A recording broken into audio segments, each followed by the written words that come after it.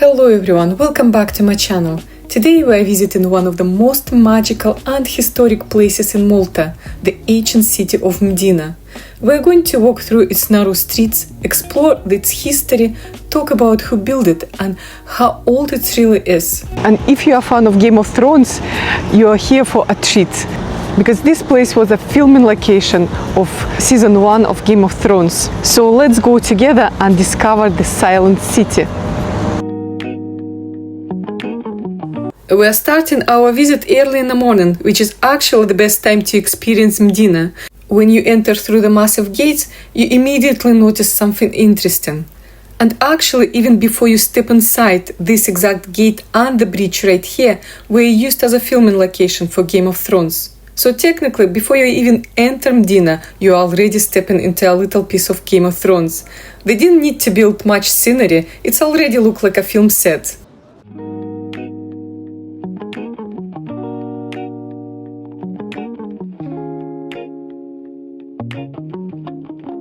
But then you walk through and suddenly everything changes. It's quiet, very quiet, almost like the city is whispering. Mdina is known as the Silent City, and honestly, it makes sense straight away. It's not just a beautiful nickname. After the capital of Malta was moved to Valletta, Mdina slowly lost its political importance. Over time, fewer people stayed here, and today less than 300 people actually live inside these walls. Cars are very restricted, and only residents are allowed to drive in. So there is no traffic noise, no chaos, just footsteps on stone, and maybe a church bell somewhere in the distance.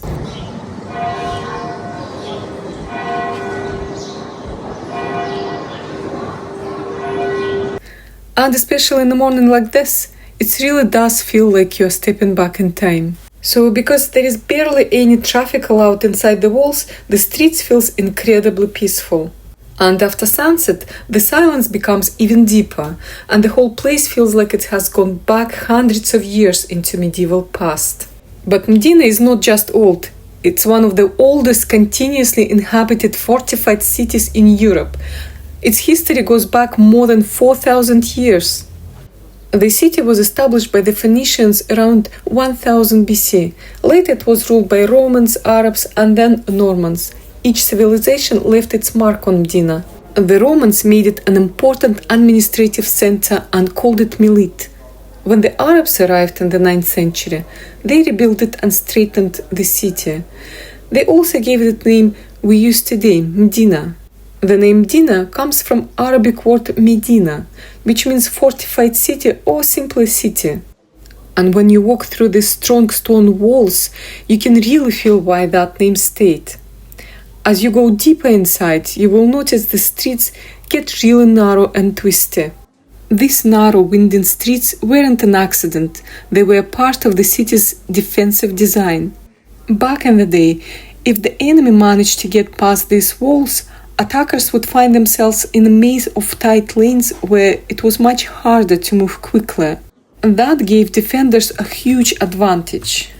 The design also had a more everyday benefit. In hot Mediterranean weather, those narrow streets create lots of shade, helping keep the city cooler. So every twist and turn you see isn't just charming. It made the city safer and more livable, long before modern urban planning. Mdina was once the home of Malta's most noble and powerful families. For centuries, aristocrats lived here in beautiful palaces. Even today you can see impressive buildings like Palazzo Falsan and other noble houses that still stand proudly along the streets. These palaces tell the story of wealth, power and influence that once filled the city. We actually visited Casa Gourgion while we were here. It had free admission until 11 a.m., which has such a nice surprise. And it was renovated quite recently and only reopened a couple of months ago. So you are not just walking past history here, you can actually step inside and see how these noble families used to live. It's always a pleasure to welcome Jewish friends and colleagues into this dining space.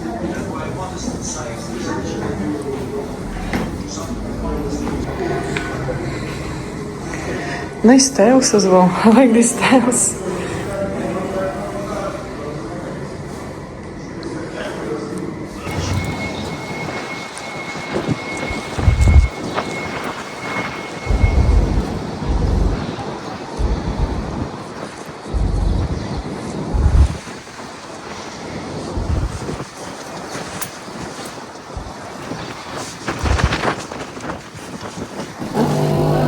well. We have free coffee if you want to sit there. Oh, you've got free coffee as well? So you just opened this year? The 1 year and few months, because there's people, especially local people, don't know we are open. So that helping to especially local people to realize and to search around Mdina we are open, and that improving that kind of social media as well everywhere. Because when you are too new, you have to do things. Yeah, nobody knows about to you. call Yeah, people, exactly. Because too many people tell us they put activities to do in Mdina and they couldn't find us. Especially in the Visit Malta, they have a map. We are not included yet, but that takes time. That's why it's 3 hours, happy hours, and then people help us with that kind, and we give 3 hours to enjoy the tour, which is amazing and very nice house. So It smells beautiful. That's really The beautiful. coffee smells amazing. Amazing. And the taste is nice. Yeah. So Are you a we have- local? Are you Maltesian? I'm not Maltese. You're not Maltese? No. Oh. Because I heard some people saying Malta, Malta. but in English it's Malta. Malta. So what is the right way to say To be honest, we have a Maltese. Yes, yes. Maltese? Are you Maltese? Yes. So what is the right way to say? Is it Malta or Malta? In Maltese we say Malta. Malta. In English we say Malta, but most people would say Malta because we speak a lot of English Yeah, in Malta. Most Maltese speak English because we are taught English at school together yes. with Maltese. As soon as you walk into school, you start learning English and Maltese. In my case, as I am older, we started learning English first at school because there was a lot of English influence. Our language is very Semitic. We Yes. have Arabic, English, I noticed that, Maltese, yeah. Italian, Latin, French, and a bit of Jewish as well. So when we say welcome, merhaba, Merhaba, it's the we same. say merhaba, but the Arabs say merhaba. In Turkish, for example, it's hello. Hello. Yes. Exactly. So And we have a mix. yes. And in Russian, you would say Malta as well. Yes, exactly. So we have a mix because our history is influenced by a lot of invaders. Luckily Yes. enough, because we have our history because of them.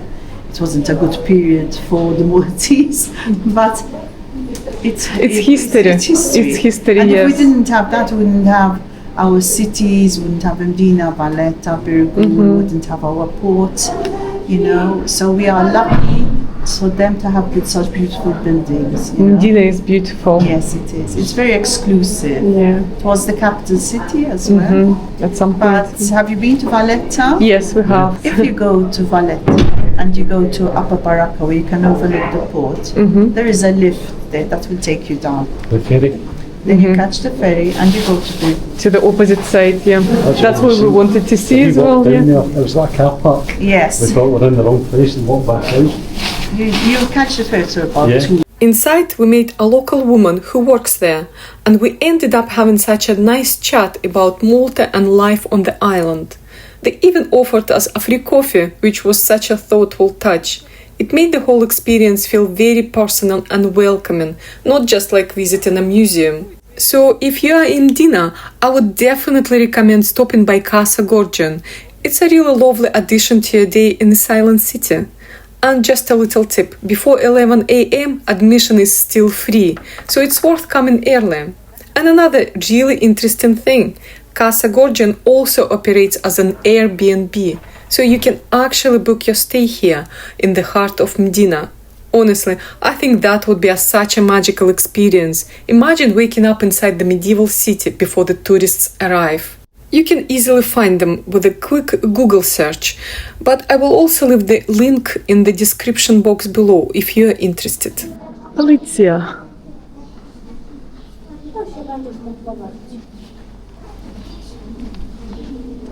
And with a place this old, there are always legends. According to local story, some people believe that Mdina is haunted. One of the most famous legends is about the lady in red.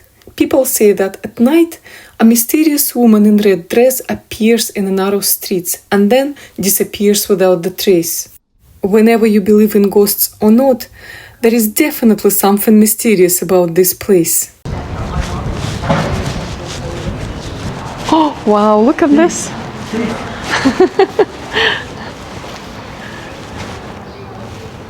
What a shame, all these oranges on the ground.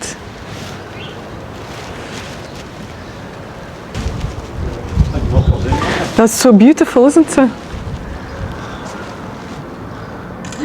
Massive pair of knockers.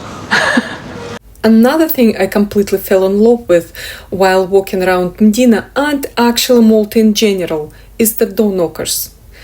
They come in so many different styles and shapes, and each one has its own personality. I just found them so beautiful. It's such a small detail, but it makes each house feel special and personal.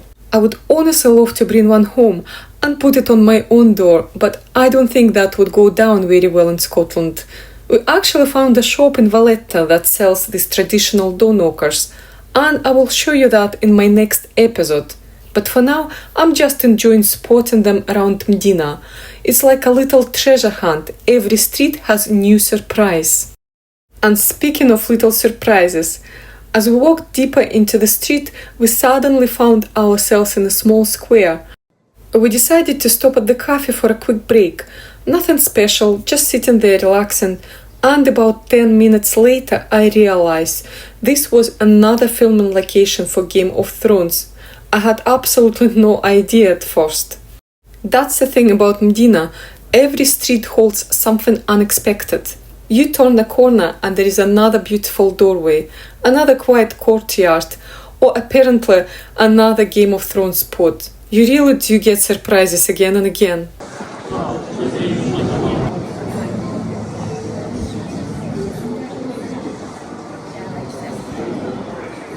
Mdina is also located on the highest points in Malta. From the walls you can see large parts of the island.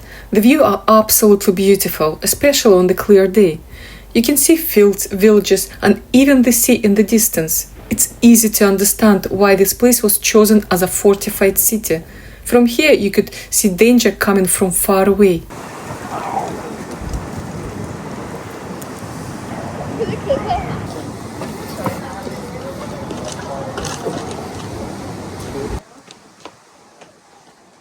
And of course, I couldn't help myself. I popped into a little local shop in Mdina. But this wasn't your typical souvenir shop with things made somewhere far away. Most of the items were actually made here in Malta, which I really appreciate. There are beautiful ceramics, handmade bags, artwork, fridge magnets with a Maltese cross, and those gorgeous traditional tiles you see all over the island. They also had local handmade soaps, made right here in Malta, and they smelled absolutely beautiful. But what really caught my eye were the hand-painted tiles. Each one is painted by hand and were only around €4 each, which honestly isn't bad at all when you think about how much time and effort goes into making them.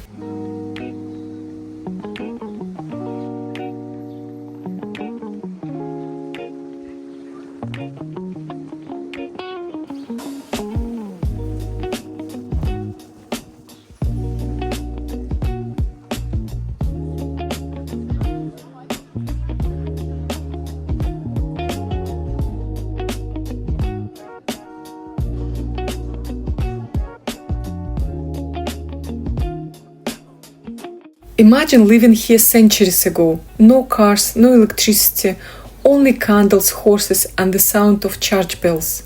At night, the city would become completely dark and quiet. The same streets we are walking now would have been lit only by lanterns. And in many ways, Mdina still keeps that feeling today. Even though it's small, Mdina feels grand. Every corner looks like a painting. Every doorway has character. Every wall holds history.